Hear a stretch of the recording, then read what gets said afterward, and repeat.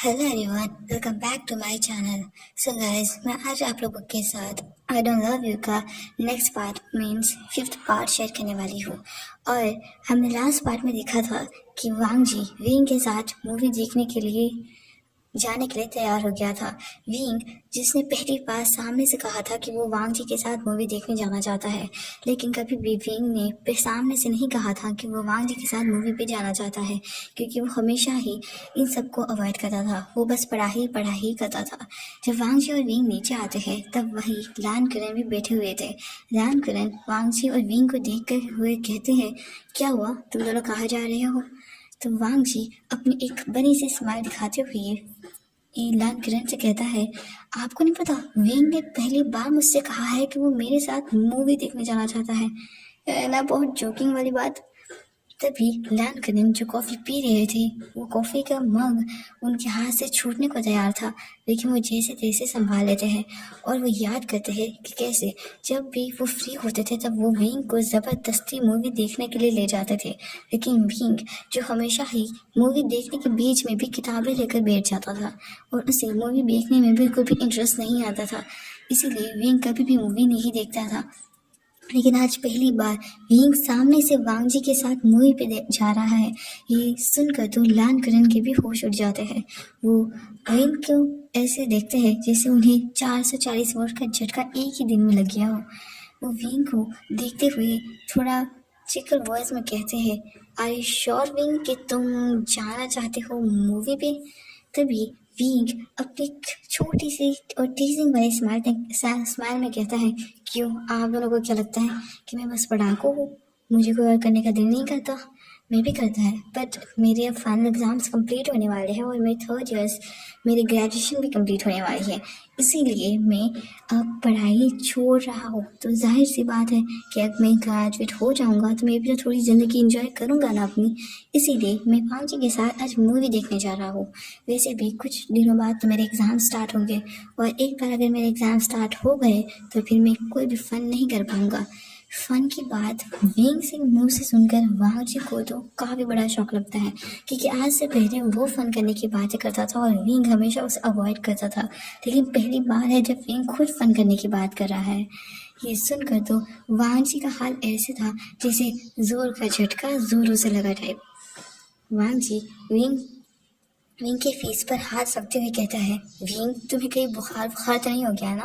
तुम ठीक तो हो ना? तुम्हारी तबीयत सब ठीक तो है? ये सुनकर विंग भी थोड़ा सा हंसता है और वो अपनी एक छोटी सी स्माइल के साथ वांग जी से कहता है, क्यों वांग जी, तुम्हें ऐसा क्यों लगा कि मैं ठीक नहीं हूँ?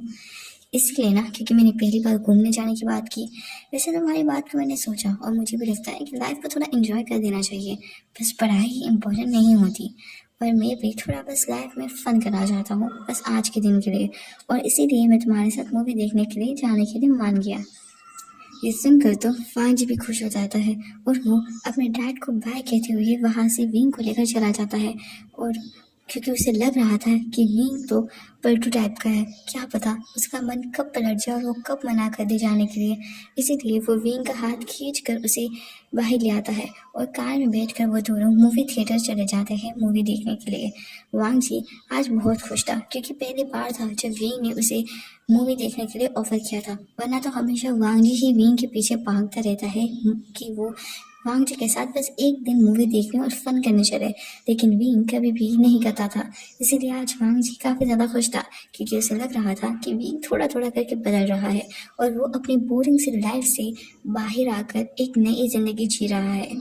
और इसी बात को लेकर वांग जी खुश था कि चलो कम अज़ कम विंग कुछ तो समझ रहा है। और वैसे सही भी है, लाइफ में पढ़ाई के साथ साथ इंजॉयमेंट भी होनी चाहिए, तभी तो लाइफ का मज़ा होता है। वांची और विंग जब थिएटर पहुंचते हैं तब उनकी मुलाकात होती है मिंग यीजी से, जो कि वांची की चाइल्डहुड फ्रेंड थी। वांग जी की चाइल्डहुड फ्रेंड थी। वांग जी तो हमेशा ही उसके साथ फ्लर्ट करता रहता था, लेकिन विंग जिसे लड़कियों और लड़कों दोनों में कोई इंटरेस्ट नहीं था, वो तो हमेशा ही इन सबको अवॉइड करता था। जब वांग जी और विंग दोनों मूवी की थिएटर में आ जाते हैं, वो दोनों अपनी सीट्स ले लेते हैं और वो मूवी इंजॉय करने लगते हैं। जब मूवी के बीच में किसिंग सीन आता है जो दो मेंस के बीच का था, तो वांग जी और विंग दोनों ही ऑकवर्ड करने लगते हैं, क्योंकि वो ओमेगा वर्स की दुनिया थी। वांग जी एक ओमेगा था और विंग एक अल्फा। कहने के लिए तो वो दोनों फ्रेंड्स थे, लेकिन फिर भी उनके बीच में एक जेंडर का डिफरेंस था। वैसे तो वो दोनों ही मेल थे, लेकिन एक ओमेगा था तो दूसरा अल्फा। ये एक चीज़ थी जो कभी कभी उन दोनों को एक दूसरे की तरफ अट्रैक्ट करती थी। लेकिन वांग जी हमेशा विंग को अवॉइड ही करता था।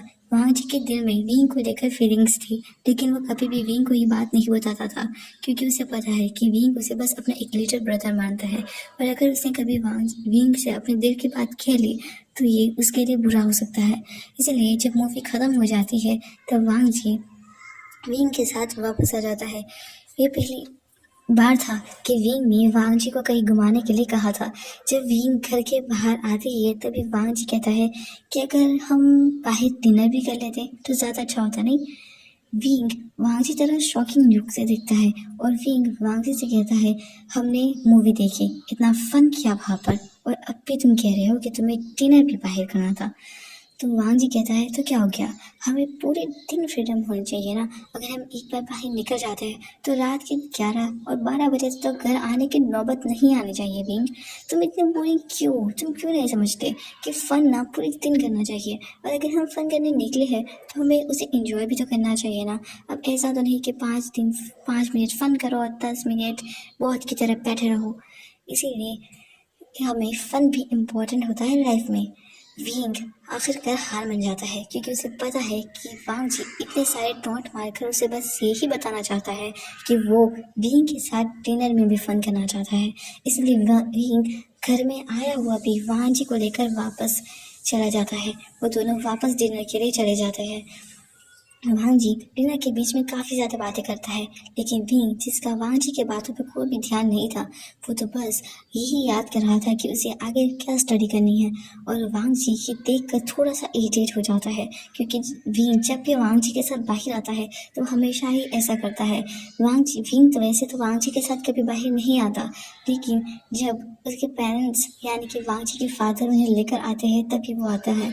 विंग ने अपने मॉम डैड को बहुत पहले ही खो दिया था, इसलिए उसके दिल में बस वांग जी और लैंग करेन थे। वो उन दोनों की फैमिली थे। वांग जी बस उन दोनों को ही अपनी फैमिली मानता था।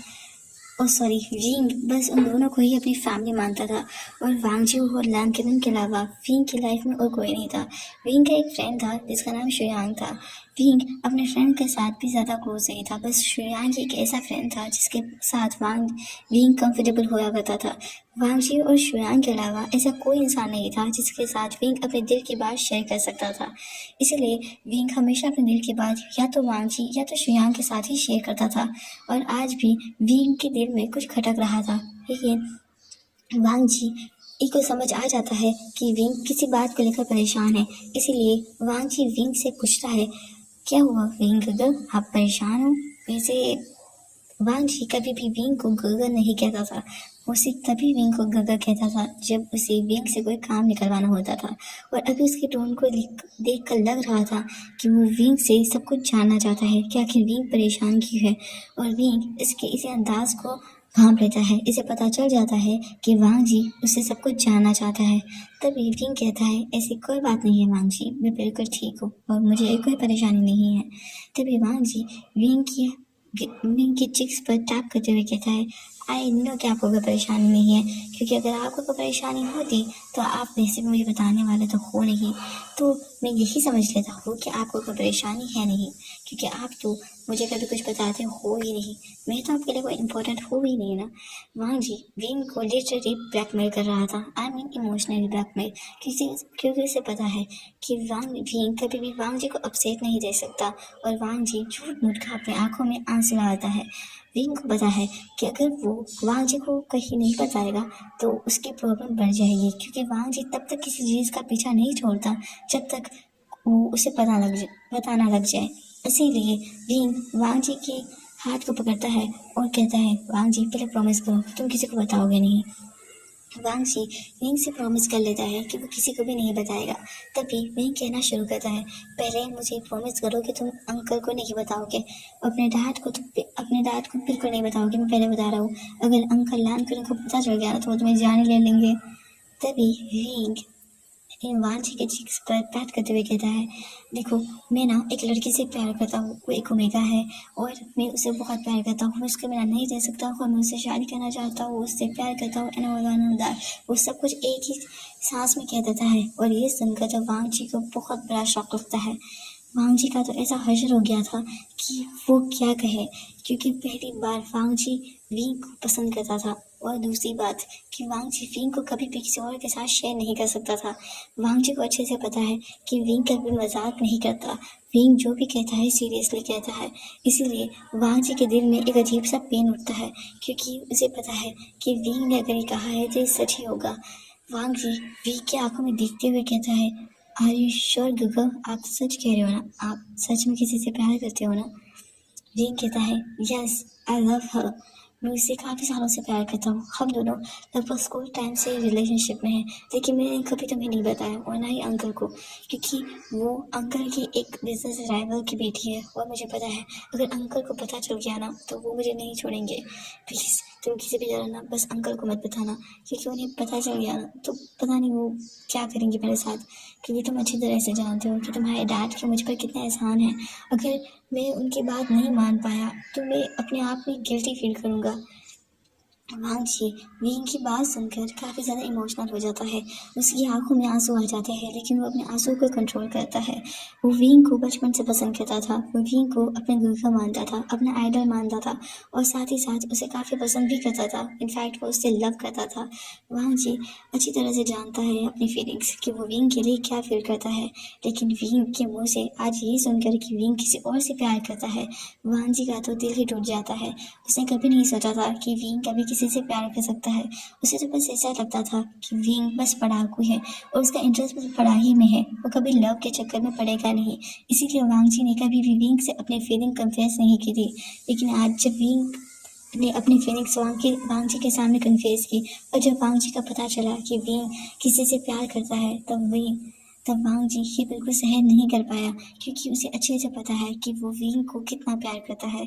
इसीलिए वांग जी विंग को एक्सक्यूज कहकर वहाँ से चला जाता है।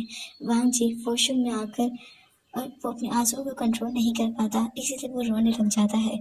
सो गाइस हम नेक्स्ट पार्ट में देखेंगे कि आगे क्या होता है। डोंट वरी गाइस, ये स्टोरी सैड नहीं है बल्कि हैप्पी है, ये स्वीट और अडोरेबल लव है। सो डोंट वरी, ये बिल्कुल भी सैड एंडिंग या सैड वाली स्टोरी नहीं है। हाँ इसमें कुछ सैड मोमेंट होंगे पर हमारे शांग वांग के बीच में कोई नहीं आएगा। So don't worry. और गाइस मैं आपसे एक बात कहना चाहती हूँ कि प्लीज़ अगर आपको मेरी स्टोरी पसंद आती है तो प्लीज़ सब्सक्राइब कर लीजिए ना मेरे चैनल को।